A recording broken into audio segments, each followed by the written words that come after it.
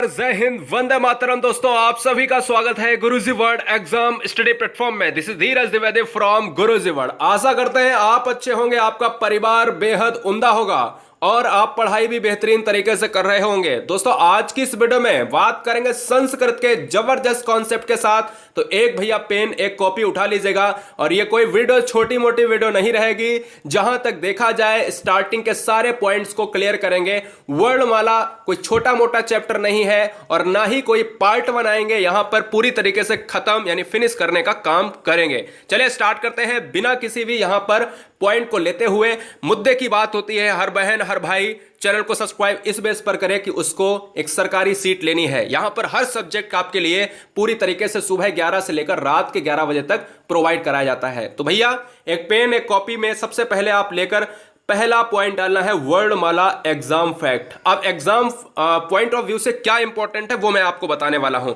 देखिएगा, हम सभी जानते हैं छोटे छोटे पॉइंट, लेकिन हमने कभी भी बहुत सारी चीजें आती हैं कि हम वर्णमाला के, अगर हम हिंदी वर्णमाला में देखें तो संस्कृत वर्णमाला में बहुत सारे डिफरेंसेस होते हैं, ठीक है ना। कहीं कहीं या तो वर्णों में भी हो जाते हैं और स्वर व्यंजन में तो बहुत बड़ा डिफरेंस है कि स्वर हिंदी में अलग है लेकिन संस्कृत में अलग है, वर्ण अलग है लेकिन संस्कृत में अलग है, ठीक है ना।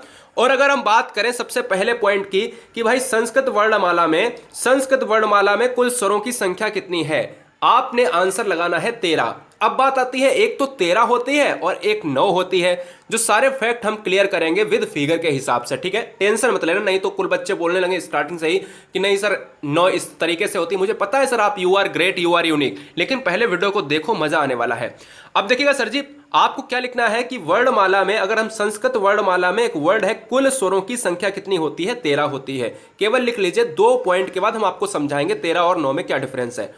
संस्कृत वर्णमाला में 33 व्यंजन होते हैं और 4 अयोगवाह होते हैं, यानी व्यंजन की संख्या 33 होती है और अयोगवाह की संख्या कितनी होती है? 4 होती है। ऐसे ही अगर हम हिंदी की बात करें तो हम हिंदी में बात करते हैं कि 2 अयोगवाह होते हैं। ऐसे ही अगर हिंदी में बात करें तो 11 स्वर होते हैं हिंदी में, यहां पर 13 होते हैं और कहीं कहीं 9 भी दिखाता है। तो हम कंपैरिजन कर लेंगे, ठीक है, टेंशन मत लेना, अभी जैसा है वैसा लिख लो आप। अब बात करते हैं, ऐसे कुल मिलाकर लगभग 50 वर्ड संस्कृत में है, लेकिन महर्षि पाणिनि के अनुसार आपको क्या आंसर लगाना है?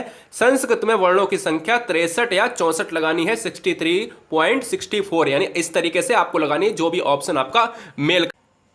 अब आगे बात करते हैं दोस्तों स्वर और व्यंजन के बारे में, थोड़ा सा फैक्ट आगे बढ़ते हैं। अब देखिएगा, स्वर की बात करेंगे तो स्वर को दूसरे शब्दों में अच कहते हैं और व्यंजन को क्या कहते हैं गाइस? हल कहते हैं। ध्यान दीजिएगा, स्वर का दूसरा नाम अच है। सिंपल भाषा में, देसी भाषा में समझने का प्रयास करो, ठीक है। तो स्वर को क्या कहते हैं संस्कृत में? अच कहते हैं और व्यंजन को क्या कहते हैं? हल कहते हैं। अच की संख्या मैंने बताई 13 होती है और हल की संख्या बताई मैंने 33 होती है, यानी अच जो है वो आपका स्वर है और हल जो है आपका वो व्यंजन है। अयोगवाह की संख्या मैंने आपको यहां पर फिर से बता रहे हैं कि संस्कृत में अयोगवाह 4 हैं, हिंदी में अयोगवाह 2 हैं।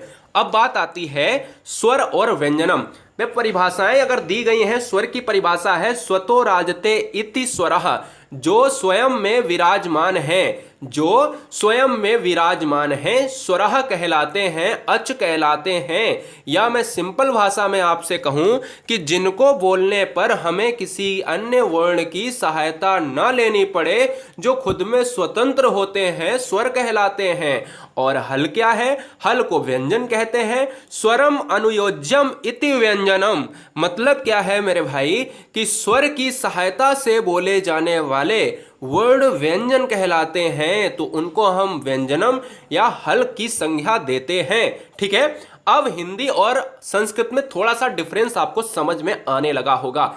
अच्छा, मैंने स्वर को पहले पढ़ा, अब मैंने यहां पर जाना अच होता है, हल होता है। अब हम आपको बताने वाले हैं कि डिफरेंसेस क्या होते हैं स्वर में, यानी 13 और 9 में डिफरेंस क्या होते हैं, आपको क्या लगाना है क्वेश्चंस जब एग्जाम में पूछा जाए। तो पहले तो आप याद रखिएगा कि स्वर वर्ण की उच्चारण में, जब भी हम बात करते हैं वर्ण का उच्चारण करते हैं, तो हम जब भी उच्चारण करते हैं तब हम किसी अन्य की सहायता ना लेते हैं। किसकी? वर्ण की।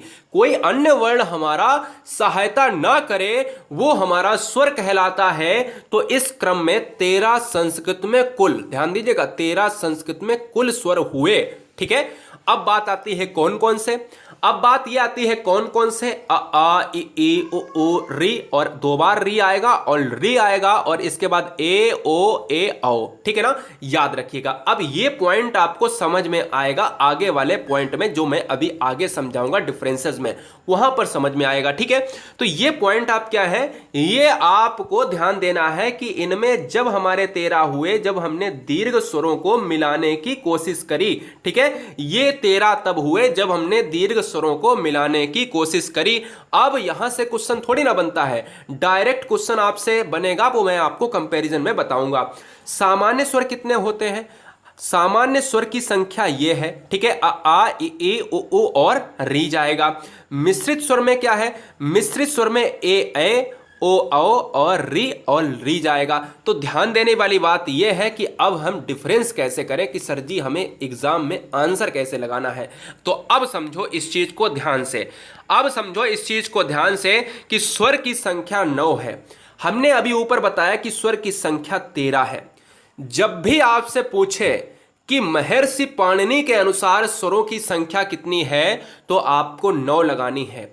जब भी आपसे किसी भी तरीके का क्वेश्चन पूछे कि स्वर की संख्या क्या है, तो भी आपको 9 लगाना है। ध्यान देना, तो भी आपको 9 लगाना है। जब आपसे पूछे कि हमारे स्वर कितने हैं और ऑप्शन में 9 और 13 दोनों हो, तो आप क्या लगाओगे, तो आप भी 9 लगाओगे। जब आपसे यह पूछे कि स्वर की संख्या क्या है और उसमें 9 ऑप्शन ना है, तब आप क्या लगाओगे, तब आप लास्ट पॉइंट पर 13 लगाएंगे। तो समझ में आया, 13 9 क्या लगाएंगे, 13 9 दिया हो तो भी 9 लगाएंगे, 9 केवल दिया हो तो भी 9 लगाएंगे, और जब 9 ना दिया हो तो आप स्वरों की संख्या संस्कृत में 13 लगाएंगे। ध्यान दीजिएगा। अब बात आती है स्वर, और यहां पर स्वर में मूल स्वर कितने होते हैं, स्वर में संयुक्त स्वर कितने होते हैं, एग्जाम में ये ट्रेंड करता है, एग्जाम में क्वेश्चन। अब ध्यान दीजिएगा, स्वर की संख्या 9 होती है। कौन कौन से, अ आ इ ई। अब देखो आ तो है नहीं, अब कहोगे सर जी आ कहां गया,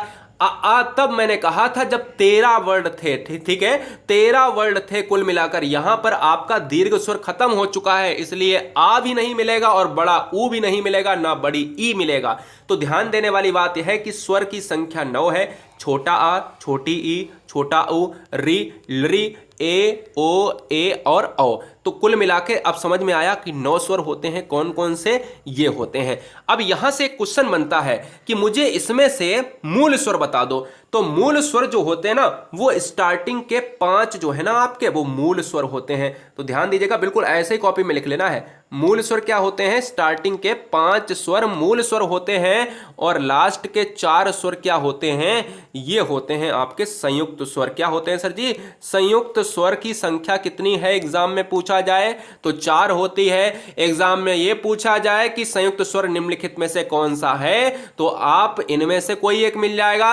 निम्नलिखित में से कौन सा नहीं है, तो आप इनमें से याद रखोगे। जब है वाले याद कर लोगे तो नहीं वाले कैसे यहां पर क्वेश्चंस नहीं लगा पाओगे, बिल्कुल लगा लोगे।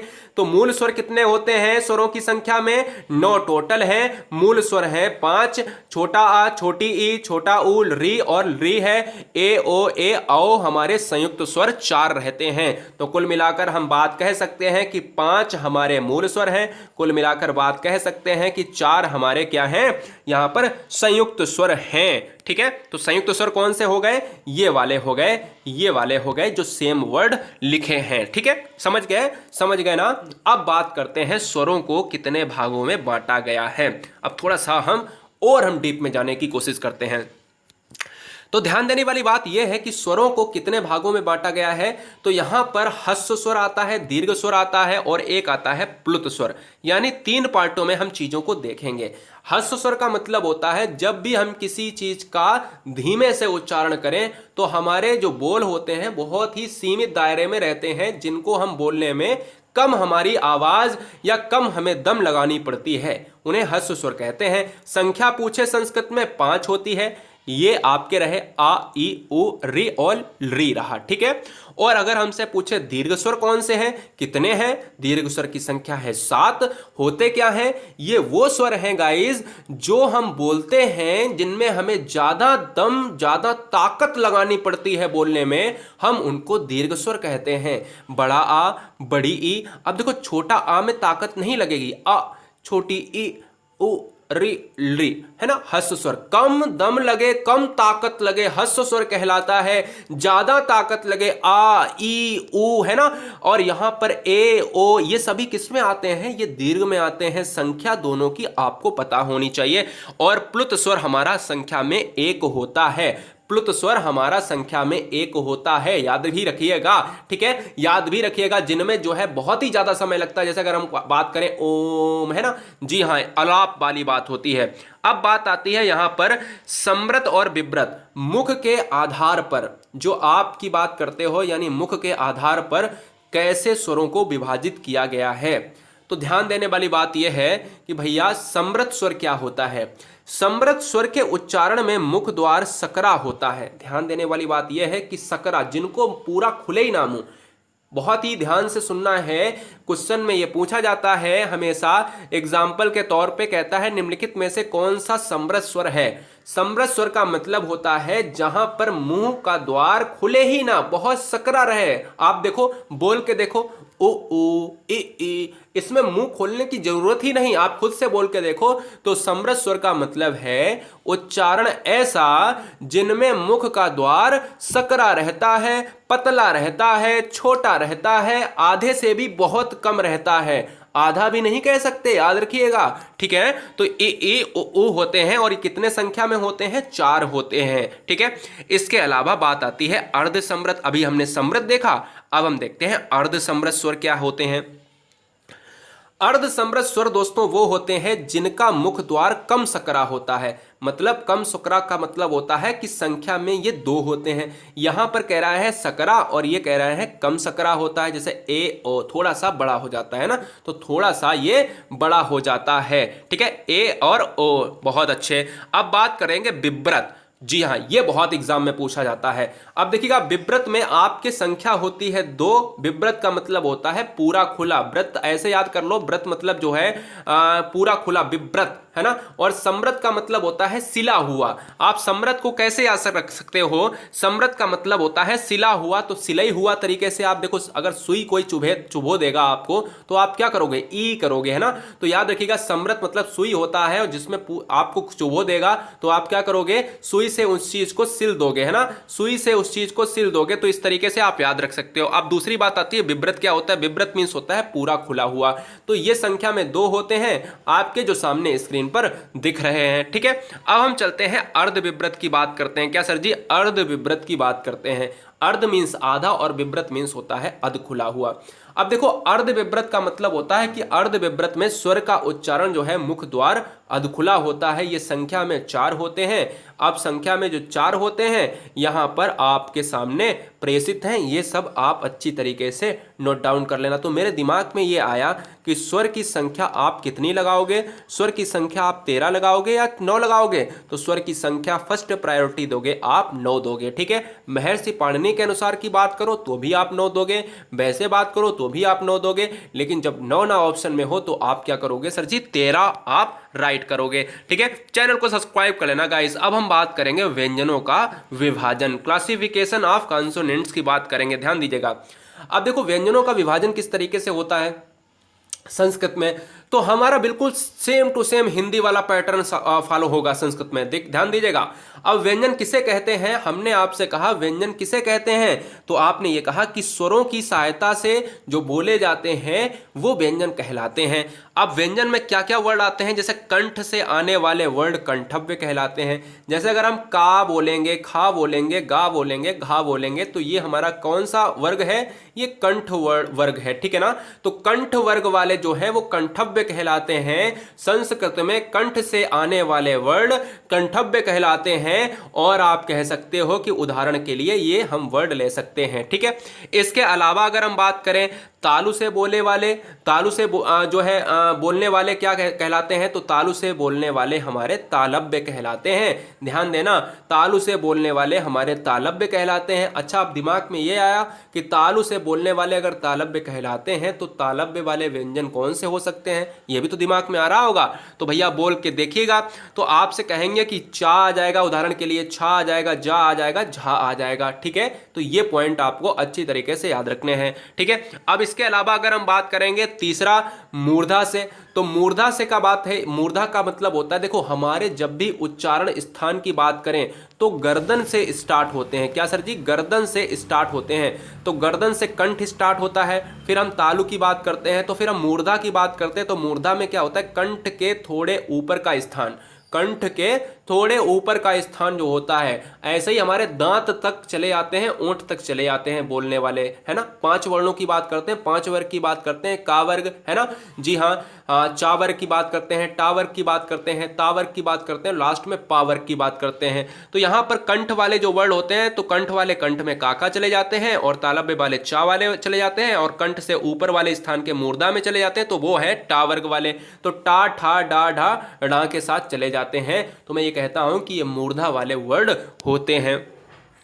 इसके अलावा अगर हम बात करेंगे कि दांत की मदद से बोले जाने वाले वर्ड क्या कहलाते हैं, तो वो दंतव्य कहलाते हैं। जो संस्कृत में बार बार एग्जाम में पूछा जाता है कि दांत वाले वर्ड कौन कहलाते हैं, वो भैया संस्कृत में दंतव्य कहलाते हैं, ठीक है। अच्छा, वो वर्ग कौन सा होता है दांत वाले, तो दांत वाले दंतव्य वर्ग में कौन कौन से आ जाते हैं? ता वर्ग आ जाता है। ये सभी वर्ड आप बोल के अगर देखोगे कि अगर आप कहोगे ता, था, दा, अगर दवात बोलोगे तो बिना दांत में लगे हुए चीज नहीं बोल सकते, बिना दांत का उपयोग करके बोल सकते हो, नहीं बोल सकते हो, ठीक है, याद रखिएगा। तो यहां पर दवात अगर बोलना है, अगर मुझे बोलना है कि धनी बोलना है, धनी, तो धनी अगर जीभ आपकी जो है दांत में नहीं टच होगी तो आप कभी भी धनी बोल पाओगे, नहीं बोल पाओगे, ठीक है। तो दांत की मदद से बोले जाने वाले वर्ड आपको दंतव्य व्यंजन कहलाते हैं, ठीक है। और हमारा लास्ट बचता है कि 5वां है कि ओष्ठ है। तो ओष्ठ वर्ग में क्या होता है कि आपसे क्वेश्चन ये पूछा जाता है कि ओंठों से बोले जाने वाले वर्ड क्या कहलाते हैं, तो ओष्ठव्य। संस्कृत में क्या होता है? ओष्ठव्य कहे जाते हैं, ठीक है। तो संस्कृत में क्या होता है? ओष्ठव्य कहे जाते हैं। अच्छी तरीके से याद रखिएगा। जैसे ओष्ठव्य का मतलब है कि अगर हम मुझे बोलना है कि पापा, तो पापा का मतलब है कि आप ओंठ के बिना पापा नहीं बोल सकते, आप बाबा को ओंठ के बिना नहीं बोल सकते, ठीक है, आप फूफा को ओंठ के बिना नहीं बोल सकते हो। तो ये पा वर्ग वाले सदस्य सभी जो है वो ओंठ वाले सदस्य ओष्ठव्य कहलाते हैं संस्कृत में। तो एक बार और से हम देखते हैं कि भाई क्या हम रिवीजन कर लेते हैं एक बार सही तरीके से। तो कंठव्य वाले का वर्ग में इतने आपके आते हैं, ठीक है। कुछ वर्ड हमने छोड़ दिए थे लास्ट वाला, नहीं तो आप बच्चे को कि सर 5वां वर्ड आपने नहीं लिया। मैं तो उदाहरण के तौर पर आपको बता रहा था, इसलिए मैंने दोबारा में सारी चीजें ली हैं। तो कंठव्य वाले आपके 5 वर्ड ये हो गए, ठीक है। आपने अगर लिख लिया हो तो लास्ट वाले वर्ड आप उनमें ऐड कर लें, ठीक है। जी हाँ, आप सभी को पता है जब भी स्पर्श के आधार पर हम चीजों को देखते हैं तो 5 वर्ग होते हैं। तो 5 वर्ग में हर सदस्य में अगर देखा जाए 5-5 होते हैं तो 25 हो जाते हैं। का से लेकर हम मां तक की बात करते हैं ना, का से लेकर हम मां तक की बात करते हैं। कहां तक? का से लेकर हम मां तक की बात किया करते हैं। तो हम ये देखते हैं कि का से लेकर क्वेश्चन भी आया है कि का से लेकर मां तक कितने वर्ड होते हैं। तो आप स्पर्श व्यंजन के अनुसार देखेंगे तो 25 होते हैं, ये भी याद रखिएगा, है ना। तो बहुत अच्छी तरीके से कंठ में क्या होते हैं? का वर्ग वाले कंठ से बोले जाते हैं, चा वर्ग वाले तालु से बोले जाने वाले तालव्य कहलाते हैं, टा वर्ग वाले मूर्धा से बोले जाने मूर्धन्य कहलाते हैं, जो गले के ऊपर से बोले जाते हैं। ता वर्ग वाले यानी अगर हम कहें कि दांत से बोले जाने वाले को क्या कहलाते हैं? दंतव्य कहलाते हैं। हर वर्ड में 5-5 सदस्य आपको मिलेंगे हर वर्ग में, ठीक है। अब लास्ट हमारा होता है ओंठ। ओंठ से बोले जाने वाले पा वर्ग वाले ओष्ठव्य संस्कृत में कहलाते हैं। यह भी याद रखिएगा, जो सदस्य 5 संख्या होती है। तो कुल मिलाकर कितने हो गए? 25 हो गए। अब हम चले नेक्स्ट पॉइंट पर। विशिष्ट व्यंजन को और देख लेते हैं भाई। विशिष्ट व्यंजन क्या कह रहा है हमारा? विशिष्ट व्यंजन ये कह रहा है कि या, वा, रा, ला, सा, सा, साहा। मतलब क्या है? विशिष्ट व्यंजन आपसे अगर कहे कि कौन कौन से हैं तो ये सभी विशिष्ट व्यंजन हैं। अगर आपसे कहे इनमें छांटिएगा अंतः स्था कौन सा है, तो अंतः स्था व्यंजन है हमारा या है, रा है, ला है और वाह है, ठीक है। ये आपके अंतः स्था हो गए। और अगर हम आपसे कह दें ऊष्म कौन सा है, तो मैं आपसे कह दूंगा कि ऊष्म आपके कौन से हो जाएंगे, ये वर्ड आपके ऊष्म हो जाएंगे, सा सा साहा। तो अंतःस्था की संख्या अगर पूछे 4 है, ऊष्म की संख्या अगर पूछे तो भैया कितनी है, 4 है। ठीक है, अलग अलग तरीके में कैटेगरी में हमने बांट दिया। अब बात करते हैं अयोगवाह संस्कृत में कितने होते हैं। अयोगवाह संस्कृत में कितने होते हैं, तो अच्छी तरीके से इस टॉपिक को देख लीजिएगा। अब ध्यान देने वाली बात यह है कि अयोगवाह कितने होते हैं, तो पहले ध्यान देना है ये कि जो ना तो भैया स्वर होते हैं, ना यहाँ पर क्या होता है, व्यंजन की बात होती है, तो कहीं ना कहीं लेकिन अयोगवाह की जरूरत फिर भी हमें लिखने में पड़ती है। तो हम जब भी बात करते थे अंग और आह की बात करते थे हिंदी में, तो हम कहते थे सर जी ये अयोगवाह की श्रेणी में आते हैं। लेकिन स्वर और व्यंजन के अलावा कुछ हमारे अयोगवाह भी होते हैं। जैसे पहला अगर हम बात करें अनुस्वार होता है, पहला अयोगवाह। दूसरा अगर हम बात करें तो विसर्ग होता है। तीसरा हम बात करें जीवा मूलीय होता है। और चौथा अगर हम बात करें उपध्यामनीय होता है। ठीक है, ये 4 आपके क्या होते हैं, अयोगवाह होते हैं संस्कृत में। ध्यान देना, हिंदी में संस्कृत में अलग अलग है, हिंदी में 2 अयोगवाह, संस्कृत में क्या है, 4 अयोगवाह होते हैं। अब एक टॉपिक और आता है कि भाई अगर हिंदी में और संस्कृत की बात करें, हिंदी में और संस्कृत की बात करें, जब आप कहते हो कि ये अयोगवाह आपके अंग और आहा, ये इस टाइप के वर्ड कहाँ कैसे जाएंगे, तो ये सभी क्या होते हैं, आपके विसर्ग श्रेणी में जाएंगे। अगर चाहे हिंदी में पूछा जाए, चाहे आपका संस्कृत में पूछा जाए, क्योंकि हर आपकी अगर देखा जाए हर जो भाषा है वो संस्कृत से निकला हुआ वर्ड है। ठीक है ना, तो संस्कृत आपकी जो है मूल भाषा मानी जाती है, ये भी इंपॉर्टेंट तरीके से आपको याद रखना है। अब बात आती है कि भाई ये जीवा मूल्य और उपध्यामनीय क्या है, इसको भी तो भैया अच्छी तरीके से समझना है। तो इसको याद रखना है, जीवा मूल्य की बात करें कि का और खा के बीच में जो छोटा आधा वो वर्क करता है, ठीक है ना, आधा वर्ड वर्क करता है। और इसमें क्या होता है, उपध्यामनी में पा और फा के बीच में जो वर्ड वर्क करता है आधा वर्ड। ठीक है, तो ये भी याद रखिएगा बहुत ही अच्छी तरीके से। ठीक है, तो आपका स्वर की बात करी, व्यंजन की बात करी, अयोगवाह की बात करी, विसर्ग की बात करी, अनुस्वार की बात करी, जीवा मूल्य की बात करी, तो जीवा मूल्य का खा के बीच की बात होती है, उपध्यामनी और पाफा के बीच की बात होती है, तो अयोगवाह कहे जाते हैं। अंतःस्था व्यंजन की बात करें दोस्तों, अंतःस्था क्या है, तो ध्यान देने वाली बात यह है कि अंतःस्था के बारे में बच्चा बच्चा जानता है कि 4 वर्ड हिंदी में भी होते हैं और चाहे संस्कृत की बात हो उसमें भी 4 वर्ड होते हैं। तो अंतःस्था में या रा ला वा आता है, यानी ये विशिष्ट वर्ण है। अगर आपसे पूछे कि विशिष्ट वर्ण कौन से होते हैं, तो आप अंतःस्था और ऊष्म व्यंजन दोनों को बता सकते हो। ठीक है, क्योंकि ये स्वर जन्य स्वरों से बने हुए हैं, अतः ये अंतःस्था व्यंजन भी कहे जाते हैं। अब देखिए क्या मतलब हम दिखा रहे हैं, आपको देखने की कोशिश करवा रहे हैं। देखिएगा ए ई, यानी अगर हम बात करें इनको, अगर हम देख के आधे वर्ड को आधे वर्ड के साथ मिलाएंगे तो हमारा या बन जाएगा, जिनको हम कहते हैं तालव्य। अगर आपसे क्वेश्चन में ये पूछा जाए, देखिएगा बहुत इंपॉर्टेंट है ये वाला सिस्टम। क्या इंपॉर्टेंट है, मैं समझाने की कोशिश कर रहा हूं। हमेशा संस्कृत के एग्जाम में आपसे ये पूछा जाता है कि रा क्या है आपका, तो बहुत सारे बच्चे कंफ्यूज हो जाते हैं। बहुत सारे बच्चे ये कंफ्यूज हो जाते हैं कि आपका या क्या है, तो कंफ्यूज हो जाते हैं। याद रखिएगा या आपका, क्योंकि आप तालु लगाओगे नहीं, तो या जो होता है वो एक्चुअल में क्या होता है, तालव्य होता है। ठीक है, वा क्या है, वा आपका होता है दंत्योष्ठ होता है। तो कहा गया है दंत्य तथा ओष्ठ, तो इसको बराबर में हम कह सकते हैं दंत्योष्ठ होता है वा वर्ड। ठीक है, वा वट की बात कर रहे हैं। रा आपका मूर्धन्य होता है, ला आपका दंतव्य होता है, ये भी आप याद रखिएगा। ठीक है, तो ऐसे वर्ड जो बनते हैं आपके किससे बन जाते हैं, ये या का निर्माण हो गया, वा का निर्माण हो गया, रा का निर्माण हो गया और दंतव्य ला का निर्माण हो गया। तो आज अंतःस्था की पूरी थ्योरी आपको बता दी। आपको अभी तक या रा ला वा केवल यही पता था कि अंतःस्था होते हैं, लेकिन या आपका तालव्य है, दंत्योष्ठ आपका रा है, वो बा है आपका, और रा आपका मूर्धन्य है, और आपका दंतव्य क्या है, ला है। ठीक है, ये पॉइंट आपको अच्छी तरीके से आने चाहिए। इसके अलावा अगर हम बात करते हैं ऊष्म व्यंजन की, ऊष्म व्यंजन की बात करें तो सही तरीके से इसको भी भाई खत्म कर लेते हैं लास्ट पॉइंट पर, कि इनके अलावा सा सा, मतलब अंतःस्था के अलावा सा सा सा और हा की भी बात होती है। उच्चारणों में बहुधा अशुद्धि पाई जाती है। इनके उच्चारण स्थान अगर ध्यान ना दें, अगर ध्यान ना दें तो भैया गलत हो जा सकते हैं, और अगर ध्यान दें तो भाई सही हो सकता है उच्चारण स्थान। सिंपल सी बात कह रहा है। अब कैसे, अब ध्यान देने वाली बात यह है कि इनको हम किस तरीके में रखेंगे, तालु में रखेंगे, मूर्धन्य में रखेंगे, दंतव्य में रखेंगे या फिर कंठे में रखेंगे। तो याद रखना है सा वर्ड जो हमारा रहेगा वो तालव्य में रहेगा, और ये खटकोण वाला किस में रहेगा, ये मूर्धा में रहेगा। ये सा वाला जो आपका सीटी वाला है, ये सीटी वाला सा है ना, ये सीटी वाला ऐसे तो सीटी लिखा जाता है, ऐसा तो सीटी हमने कहीं देखा नहीं है, तो ये सीटी वाला है ना। जी हाँ, तो ये वाला जो ना ये दंतव्य में रहेगा, और ये हा क्या रहेगा, हा बिना कंठ के नहीं बोला जा सकता है। तो क्वेश्चन आपका क्या ट्रेंड करता है एग्जाम में, संस्कृत में हा वर्ड का उच्चारण स्थान क्या है, तो ये आपका रहेगा कंठे रहेगा। ठीक है, संस्कृत में सा का उच्चारण वर्ड क्या है, तो आपका क्या रहेगा, दंत रहेगा। क्या रहेगा, दंत रहेगा। खटकोण वाले का सा का अगर हम बात करें तो कहां पर रहेगा सर जी, मूर्धा रहेगा, और ये वाला सा आपका कहां रहेगा, तालु रहेगा। ठीक है, उच्चारण स्थान को बहुत ही अच्छी तरीके से याद रखना है, संस्कृत में उच्चारण स्थान से क्वेश्चंस बहुत अच्छी तरीके से पूछ लिए जाते हैं एग्जाम में। ठीक है, तो ये चारों प्रकार के क्या होते हैं, ऊष्म व्यंजन होते हैं। तो मैंने क्या सीखा आज इस वीडियो में, मैंने ये सीखा कि स्वर की संख्या जो होती है वो 13 होती है, स्वराह की बात करें तो 13 होती है और 9 भी होती है, लेकिन फर्स्ट प्रायोरिटी हम देंगे 9 को। व्यंजन की संख्या 33 होती है, अयोग वाक्य की संख्या बात करें 4 होती है। ठीक है, उपध्यामिनी और जीवा मूल्य जो है ये बढ़ जाते हैं। ठीक है, इसके अलावा अगर हम बात करते हैं दोस्तों, यहाँ पर यारालावा अंतःस्था 4 की बात होती है, लेकिन उसके उच्चारण स्थान बहुत इंपॉर्टेंट है। जैसे वा वट का उच्चारण स्थान क्या है, ऐसे ही ऊष्म व्यंजन का उच्चारण स्थान क्या है, ये भी बहुत इंपॉर्टेंट है, तो ये इंपॉर्टेंट तरीके से याद रखिएगा।